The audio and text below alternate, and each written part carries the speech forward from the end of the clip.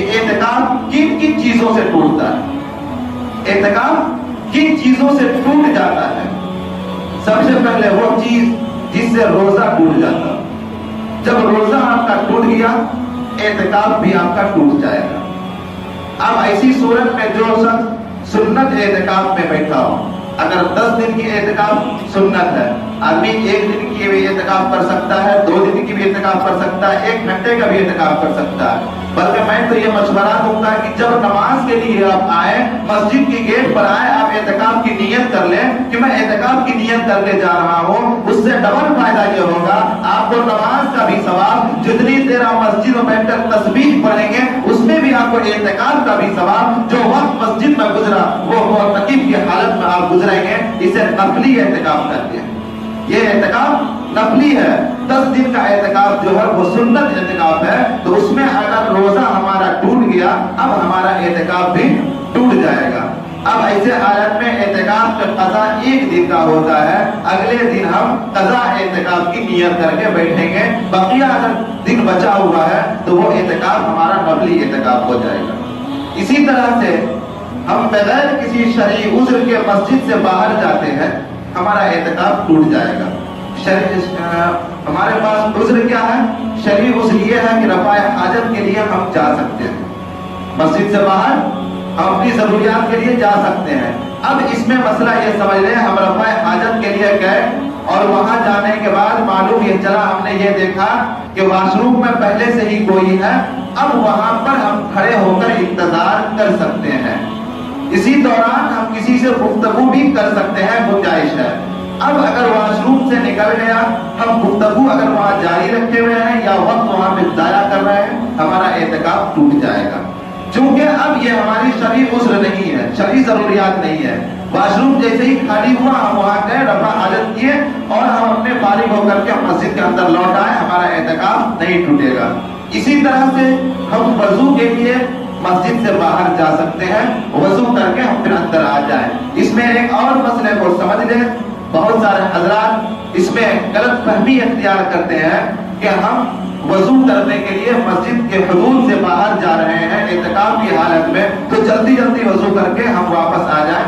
ایسا نہیں، بالکل سکون سے اطمینان سے آپ وضو کریں، اور وضو میں آپ کلا کرنے کے بعد ٹوتھ پیسٹ یا مسواک بھی کر سکتے ہیں۔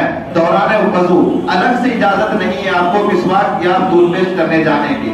دوران وضو ہم نے ہاتھ دھویا، کلا کیا، اب مسواک یا ٹوتھ پیسٹ ہم کر کے وضو کر لیں، اعتکاف نہیں ٹوٹے گا۔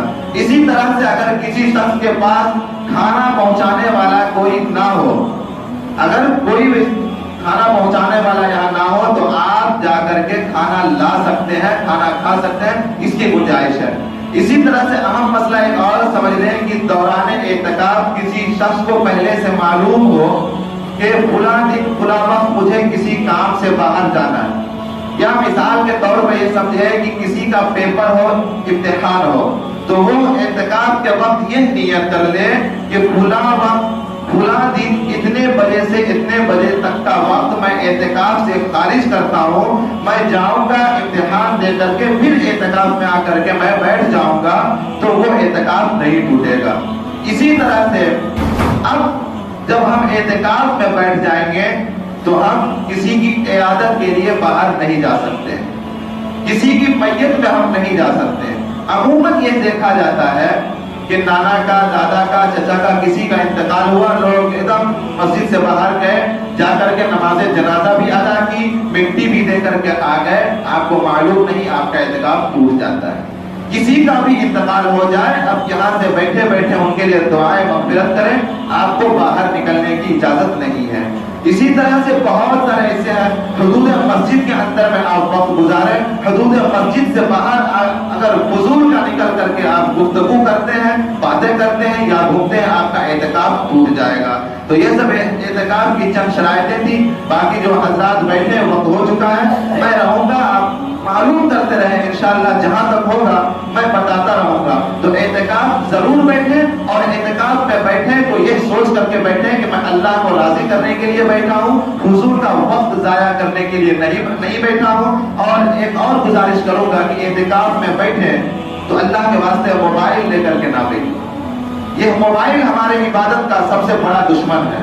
اعتکاف میں بیٹھ کر کے بھی ہم فضول کی تصاویر، فضول کی ویڈیو دیکھتے رہتے ہیں، جس سے ہمارے اعتکاف میں خلل ہوتا ہے۔ جو وقت ہمیں اللہ کو صرف کرنا تھا، اللہ کی عبادت میں ہمیں خرچ کرنا تھا، اس وقت کو ہم موبائل کے حوالے دے رہے ہیں، تو یہ بھی اعتکاف ہمارا صحیح درست نہیں ہوگا۔ اعتکاف میں بیٹھنے کا مقصد صرف اور صرف یہ ہونا چاہیے کہ ہم اللہ کے حوالے آئے ہیں، اپنے آپ کی زندگی کو تبدیل کرنے کے لیے آئے ہیں۔ ہم یہاں سے اپنے روحانیت ماحول میں اپنی زندگی کو جب گزاریں گے، جب یہاں سے ہم نکلیں تو کچھ تقویٰ اختیار کر کے نکلیں، اللہ کا ڈر، اللہ کا خوف لے کر کے نکلیں، اور سنت نبی پر جب ہم عمل کرنے آئے ہیں، اعتکاف میں بیٹھے ہیں، تو سنت نبی پر عمل پیرا ہونے والے بن جائیں۔ اللہ تبارک و تعالیٰ سے دعا کریں کہ اللہ تبارک و تعالیٰ ہم سب کو کہیں سنی ہوئی باتوں پر عمل پیرا ہونے کی توفیق پر رحمت فرمائے۔ وآخر دعوانا